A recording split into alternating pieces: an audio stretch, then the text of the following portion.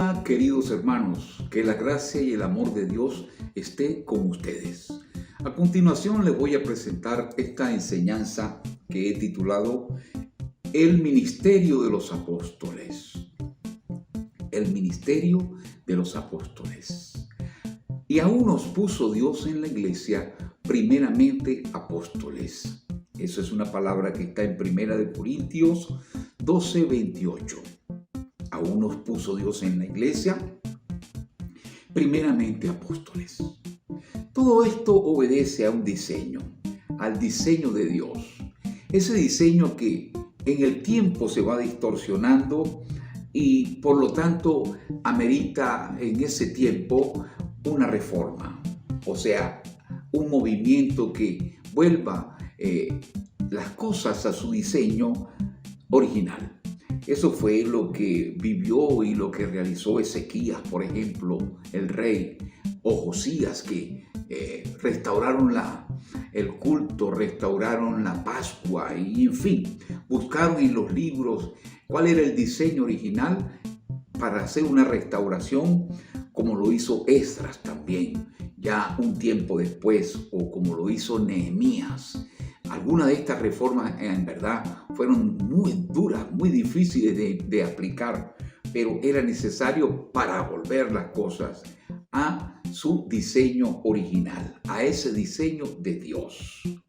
El apóstol se describe allá en 1 Corintios 3:10 como perito arquitecto y dice: yo como perito arquitecto puse el fundamento y cada quien mire cómo sobreedifica. Y esto es importante porque un perito arquitecto o un arquitecto es alguien que conoce el diseño. Y esto todo tiene que ver, por supuesto, con lo que venimos hablando acerca de ese diseño que, como decimos también, se va distorsionando en el tiempo. Ahora pensemos en primer lugar en lo que es un apóstol, ¿sí? Ya más allá como primer punto. ¿Qué es un apóstol? ¿Ok? Un apóstol es una persona, un discípulo, alguien que ha sido llamado por Dios, alguien que se le ha encomendado una misión, alguien que contiene en su personalidad y en su configuración un perfil, ¿sí? Además es objeto de parte de Dios de una investidura y de una funcionalidad para llevar a cabo una labor, ¿sí? Un apóstol es un enviado, así como Jesús mismo se le describe en Hebreos 3:1, que es nuestro sumo sacerdote y apóstol de nuestras almas. Es significativo porque el sumo sacerdote era el principal funcionario del Antiguo Testamento y el apóstol pues se le coloca en esa misma figura cuando se dice primeramente apóstol. Pero esto lo vamos a ir profundizando. Entonces, Jesús vino con una misión, porque un apóstol es alguien que recibe una misión. Un apóstol es simplemente y semánticamente un misionero, un enviado, alguien que va a realizar una labor, ¿ok? Entonces, en segundo lugar, pensemos en cuál es la funcionalidad o las principales funciones de un apóstol. Ya más o menos tenemos una idea de lo que es un apóstol. Con los ejemplos que vamos a ir colocando en lo adelante, vamos a comprender un tanto más, pero pensemos en sus funciones y esto incluso nos va a dar una mejor configuración con respecto a lo que es el ministerio de los apóstoles. Una de las cosas importantes para un apóstol es guardar la doctrina, ¿sí? El apóstol Pablo era muy celoso de la doctrina y le decía por eso a su discípulo Timoteo: ten cuidado de ti mismo y de la doctrina, porque haciendo esto te salvarás a ti mismo y a los que te oyeren, ¿sí? Entonces es un guardador de la doctrina, es un guardador de los ministros, ¿sí? Por eso le dice también, ten cuidado de ti mismo, alguien que les ayuda, que les protege, que les da cobertura, ¿sí? Entonces, sus funciones son básicamente esas, pero también es cubrir, es espiritualmente, ¿sí? Es asesorar, ¿sí? Ministerialmente, teológicamente, es formar a los ministros prepararlos para su labor ministerial. Y también dentro de su funcionalidad está la intercesión espiritual por los ministros de Dios. La guerra espiritual, la cobertura espiritual, la oración, tanto por los ministros como por las iglesias. Como decía el apóstol Pablo, yo oro siempre por todos vosotros, ¿sí? Además de eso, el apóstol tiene la misión a nivel del Nuevo Testamento de lo que es expander el ministerio, ¿sí? Expander el evangelio, hacer llegar el evangelio a otros lugares, y para eso prepara ministros para también enviarlos a esos lugares, de tal manera que la obra se expanda de una manera sana y consistente. Y consiste también su labor como apóstol en enseñar, en adiestrar, en lo que es la gestión de la iglesia. O sea, una vez constituida esa iglesia, cómo debe funcionar tal iglesia. Entonces, esto es lo que tiene que ver con la funcionalidad de los apóstoles, sus funciones, ¿ok? Está puesto para ayudar a que se realice esa gestión en forma satisfactoria. Y vamos al punto número 3, ¿sí? Y este punto lo he titulado Los apóstoles en la Biblia. Leyendo un párrafo de la Escritura en Lucas capítulo 6, versículo 13, donde dice: cuando era de día, llamó a sus discípulos y escogió a 12 de ellos, a los cuales también llamó apóstoles. Entonces vemos acá cómo el Señor Jesús llama a sus primeros apóstoles, que se conocen como los 12, ¿sí? Los precursores, los apóstoles que inicialmente asumieron la misión una vez que Jesús ascendió al cielo, de expandir el evangelio, de recibir la enseñanza, de instruir a la iglesia, en fin, de hacer aquella labor apostólica. Ahora, más allá de esos 12 apóstoles, también Dios levantó otros apóstoles como Pablo y Bernabé, ¿sí? El Espíritu Santo, allá en el libro de los Hechos, capítulo 13, habló y dijo: apartadme a Bernabé y a Saulo para la obra que los he llamado. Entonces, fue el Espíritu Santo, en este caso, quien ahora llama a 2 apóstoles más, ¿sí? Claro, registrados en la Biblia, porque estamos viendo los apóstoles en la Biblia, ¿sí? Y bien, entonces dice la Biblia que oraron con ayunos y los enviaron. Una situación difícil que causó una ruptura, ¿sí?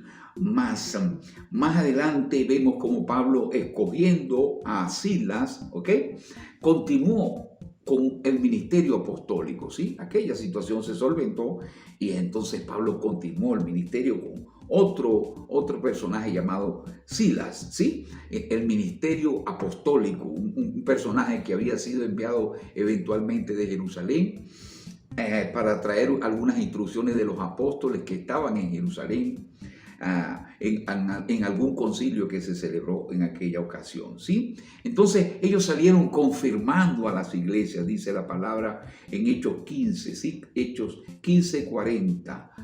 Ellos iban confirmando a las iglesias, dándoles palabra. Incluso más adelante instruye Pablo a Tito, y le dice: para esta causa te dejé en Creta, para que constituyeses ancianos y para que colocases pastores en las iglesias. En fin, había una robusta labor apostólica que se realizaba en este crecimiento de la iglesia y del ministerio apostólico, por supuesto, porque el ministerio apostólico siguió siendo un motor y sigue siendo un motor para la obra de Dios.